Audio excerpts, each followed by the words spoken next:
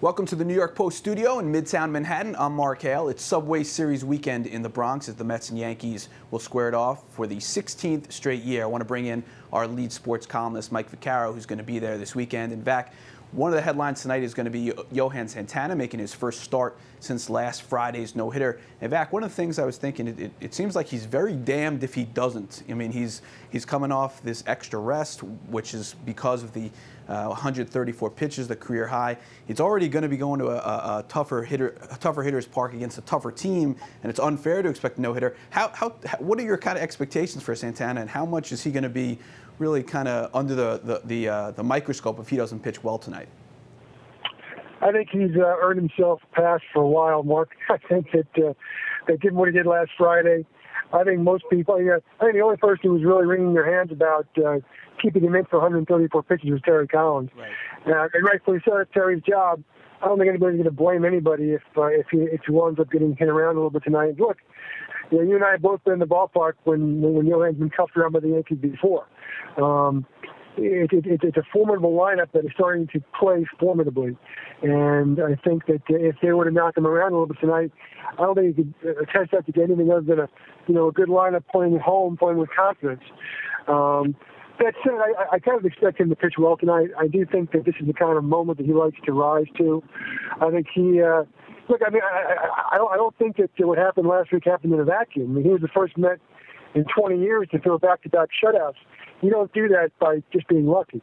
And so I'd be very surprised if he comes out at anything less than his best. It doesn't mean he's necessarily going to throw a two-hitter at the Yankees tomorrow night, but I do think he'll be fine. All right, and this is also going to be Santana's first time facing the Yankees since 2010, since he missed last season. Back, one of the other guys back now for the Mets is Jason Bay. The Mets now have a logjam. They've got 4 outfielders with Jason Bay, Lucas Duda, Andres Torres, and Kirk Neuenhuis. They also have Ike Davis at first base. If you were Terry Collins, what do you do about this? Well, the first thing I do is I quickly platoon Neuenhuis and Torres. Neuenhuis has been a very positive player this year, but he struggled against lefties, and Torres is a guy who struggled against right-handed, hitting left-handed. And so I think that right there you can solve one of your issues, and I think you can occasionally spot Neuenhuis in left field for Bay.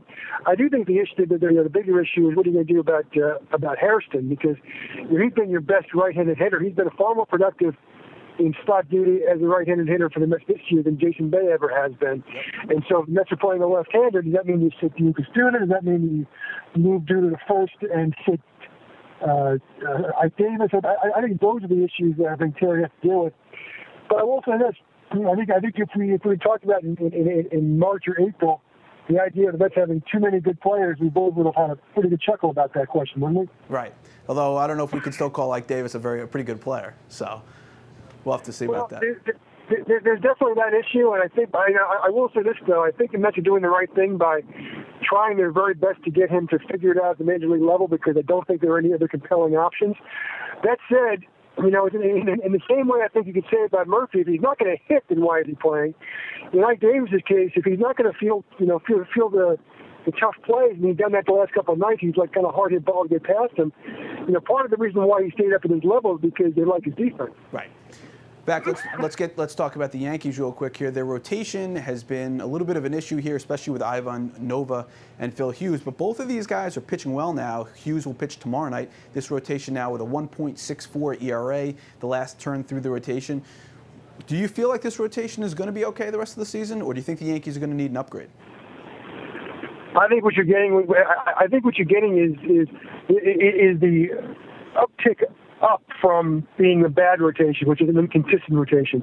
I honestly don't, I don't see anybody who's watching this year can say with any certainty that Kuroda, Hughes, or Nova are definitely going to do X in the next game, because we've seen them all over the map the entire season. I think that's part of the frustrating part of it.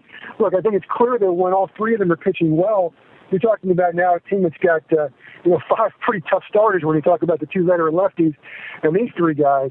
But whereas with Sabathia and even Pettit, surprisingly, I think you get an idea of what you're going to be getting every time out. I don't think you have any idea what you're getting with the other 3. On the good nights, that's terrific. On the not so good nights, You know, and if you're able to live with that across the long season, well, I think you might be able to. I mean, look, it's a different story if we're talking about what you got to do to get to the postseason, what you got to do once you get in the postseason.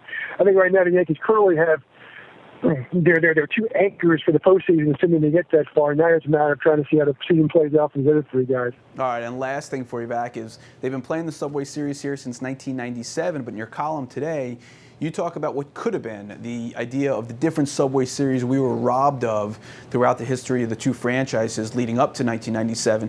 Of all those possible years that we could have seen these two teams play each other, which is the one that you wish you could have seen the most? 1985, Mark, because I think that was probably the year that, if you look at their entire shared history, that they were the most evenly matched. The Mets won 98 games, the Yankees won 97. They were eliminated within hours of each other on the final game, the final Saturday of the season, game 161. And most compellingly of all, which you would like to think would have happened at least once, if not twice, if they played each other twice, is Cy Young, Dwight Gooden, 24-4, 1.53, going up against the MVP Mattingly with 35 and 145 in that year. I think that would have been something really special, just everything about that. And plus, that was a summer when you really saw baseball explode, I think, really for the first time on both sides of town. Both teams drew close to 6 million fans for the first time ever, and that really would have been something special, I think. All right, well, you can check out Vac's column today at nypost.com, and obviously read him all weekend long at the Subway Series at nypost.com as well. You can follow him on Twitter at Mike Vac, V-A-C-C. You can follow me at Hale Mark, M-A-R-K. For Vac, I'm Mark. Thanks for watching.